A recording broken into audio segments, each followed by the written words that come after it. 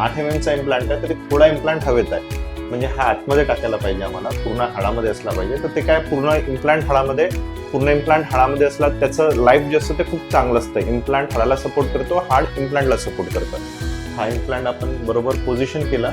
आता equal डिस्टन्सवर 3 implant आहे इथे, 1 2 3 1 2 3 प्रॉपर इम्प्लांट पोझिशन केली. इकडे पण तुम्ही बघू शकता आता की हा इम्प्लांट एकदम हाडाच्या खाली आलेला आहे, हा पण इम्प्लांट हाडाच्या खाली आला आहे, हा पण पूर्ण हाडामध्ये आहे. हे सर्व इम्प्लांट हाडाच्या आतमध्ये आहे. तर अशा प्रकारे एकदम परफेक्ट इम्प्लांट आपण केलेले आहेत. हे इम्प्लांट जे आहेत हे एकदम परफेक्ट, मतलब जीवनभरीला काही त्रास होणार नाही या टाईपचे आहे.